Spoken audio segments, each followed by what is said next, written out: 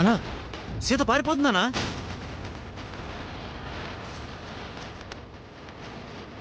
రై వెళ్ళి పట్టుకోండిరా. రై తొందరగా టైర్ మార్చు.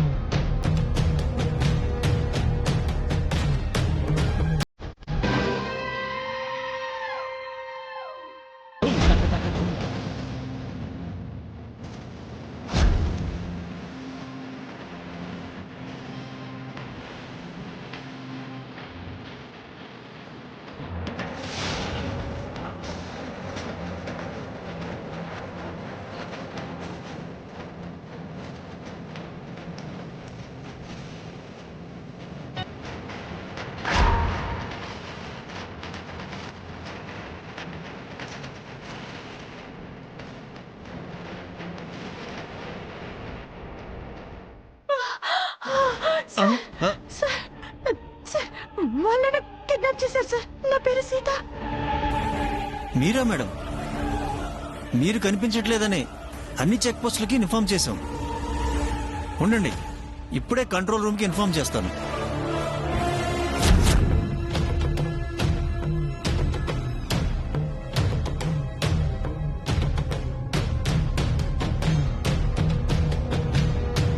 Hello control room. Hello.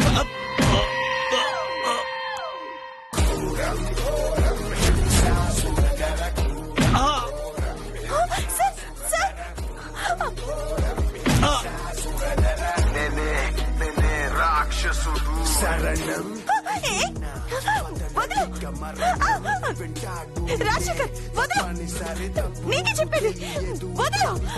Sir sir ఇంత కనికరం లేదులే, కరోనా చుప్పడులే, హృదయ పడుతున్నా ప్రయోజనం ఉండదే, జాలి తయారవ్వంతేనా లేనే రాక్షసుడు. నీకే చెప్పేది వదలు వదలు. రాజశేఖర్ నీకే చెప్పేది, నన్ను వదలు. రాజశేఖర్ వదలు. రాజశేఖర్ వదలు. నేను రాను, వదలు. రాజశేఖర్ ప్లీజ్ నన్ను వదిలిపెట్టు.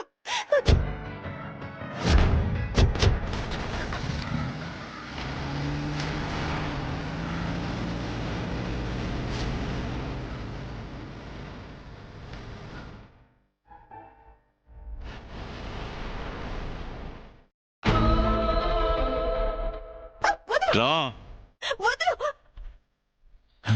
ఇక నుంచి మనం ఉండబోయేది ఇక్కడే సీత.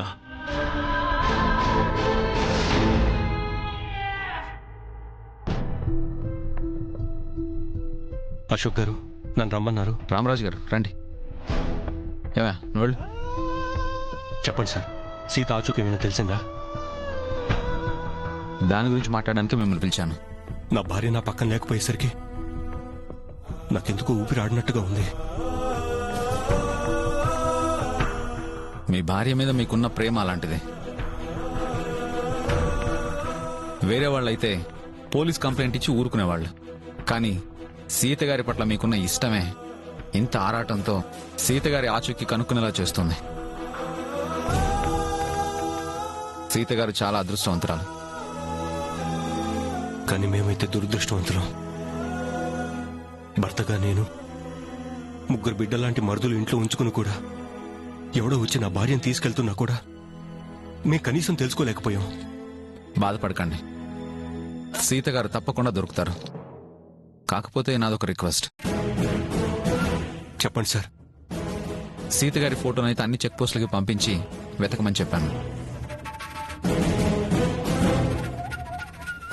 ఈ విషయాన్ని సీక్రెట్ గానే ఉంచమని చెప్పాను. కాకపోతే నా ఉద్దేశంలో మీరు పర్మిషన్ ఇస్తే సీత గారు కనిపించడం లేదని పేపర్లో ప్రకటన ఇవ్వడమే మంచిదని నా ఉద్దేశం. అందువల్ల సీత గారు త్వరగా దొరికే అవకాశం ఉంటుంది.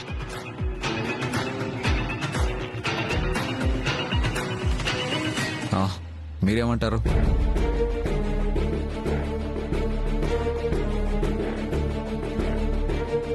అన్నయ్య, నాకు కూడా అదే బెటర్ అనిపిస్తుంది అన్నయ్య. ఎందుకంటే వదిన కనబడకుండా పోయి ఇప్పటికీ 2 రోజులైంది.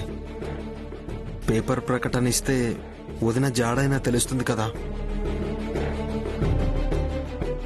మీరు సరేనంటే వద్దు అశోక్ గారు.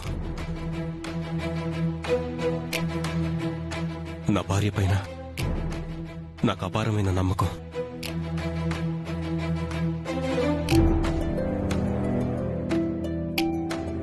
కానీ ఈ జనాల నోర్లు మంచివి కావు. అనుమానాల్ని నాలుక చివర పెట్టుకుని తిరుగుతూ ఉంటారు. నా సీత మీద ఎవరైనా చిన్న నింద వేసినా నేను భరించలేను.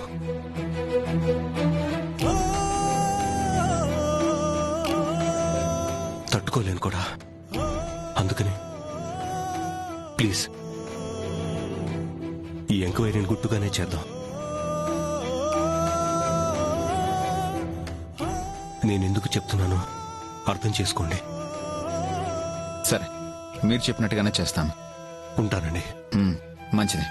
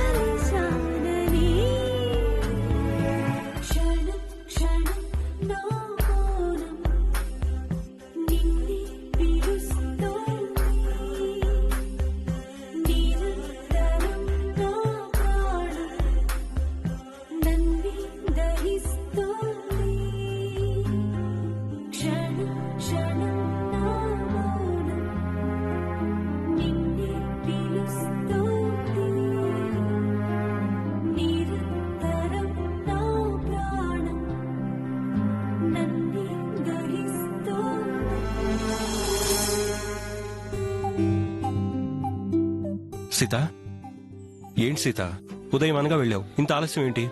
ఇదేమిటి శ్రీవారు, ఒక్క పూటే కదా నేను వెళ్ళొచ్చింది. పేరెంటానికని వెళ్ళి అట్నుంచి అటు చుట్టాలు వాళ్ళ ఇంటికి వెళ్లాల్సి వచ్చింది.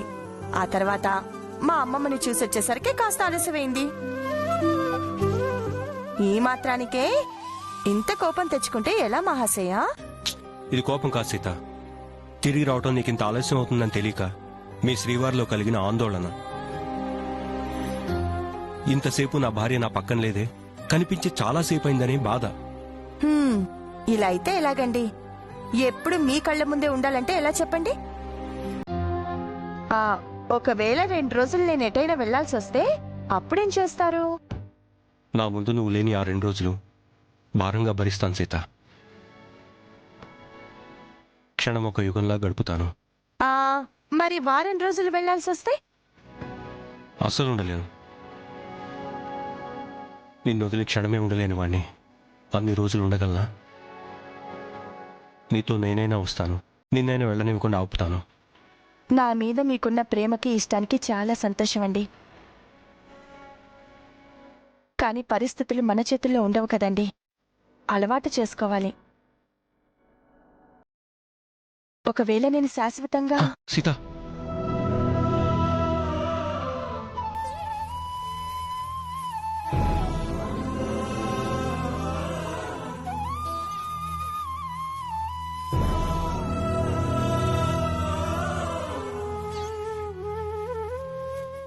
నువ్వంటూ నాతో లేకపోతే భరిస్తూ బతకటానికి. నా దృష్టిలో నువ్వు నాతో జీవన ప్రయాణం సాగిస్తున్న మరో మనిషివి కాదు సీత. నాలో సగానివి, నా భార్యవి. నీ ఎడబాటు నాకు నరకప్రాయమే. నిన్ను వదిలి ఉండటం నాకు అసాధ్యం. నేనేదో మాట వరుసకు అడిగానే కానీ మిమ్మల్ని వదిలి నేను మాత్రం క్షణమైనా ఉండగలనా? ఏ ఉద్యోగం చేయాల్సి వస్తేనో, పని మీద బయటికి వెళ్లాల్సి వస్తేనో మహా అయితే సాయంత్రం వరకు ఉండగలనేమో. ఆ తర్వాత నుంచి ప్రతి క్షణం ఎప్పుడు మీ ముందుకొస్తానా అని నా మనసు ఆరాటపడుతూనే ఉంటుంది. నేను కూడా ఉండలేనండి.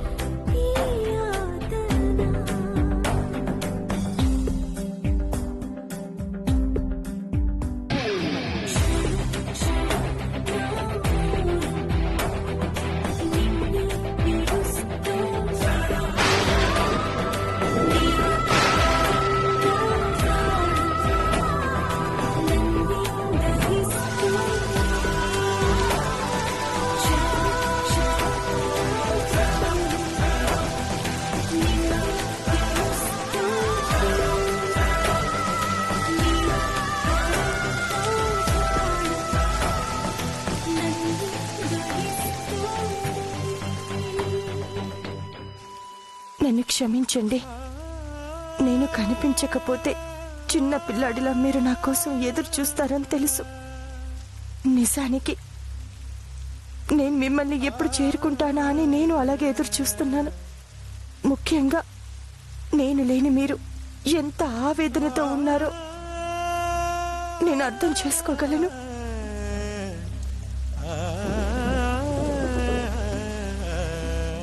అవును సీత, నిన్ను వదిలి ఉండటం నా వల్ల కాదు.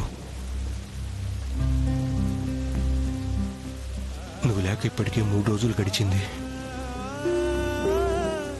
అడుగు తడబడుతోంది,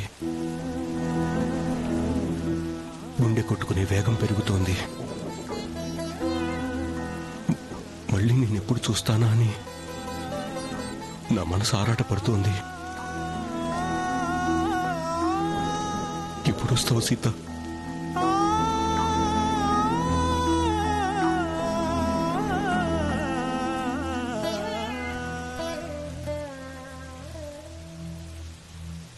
వస్తానండి, ఖచ్చితంగా వస్తాను. మరో 2-3 రోజుల్లో పరిగెత్తుకుంటూ వచ్చి మీ ఒళ్ళో వాలిపోతాను.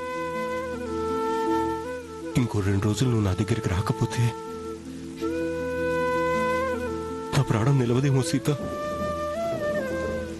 ఈ కండిషన్లో నేను ప్రాణాలు నిలుపుకుంటుందే మీకోసం. నేను వచ్చేస్తానండి.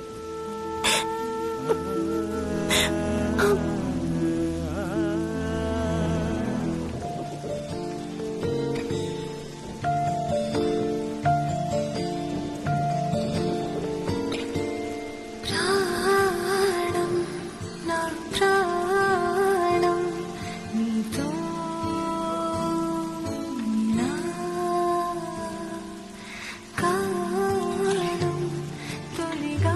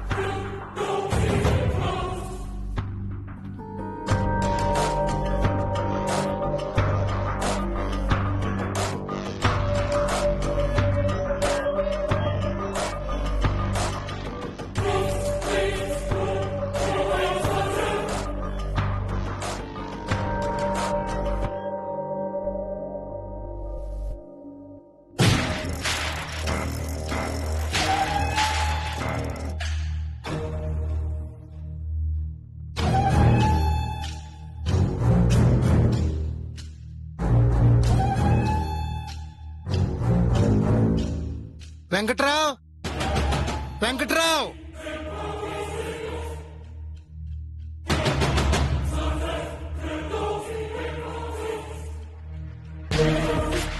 వెంకట్రావు.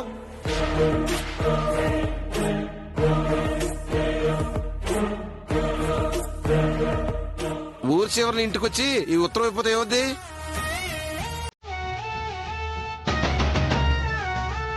ఉత్తరం అనేది కాగిత ముక్క కాదు వెంకట్రావు. మంచు చెడు, అభిమానం, ఆప్యాయత కలగలిపిన భావవేశం, సమాచారం తెలిపే రాయబారం. ఎంత దూరమైనా ఇక్కడ సమాచారం అక్కడికి, అక్కడ సమాచారం ఇక్కడికి. ఇలా ఉత్తరం ద్వారా తెలిపితే ఆ తృప్తే వేరు. అది ఉద్యోగ ధర్మం కూడా.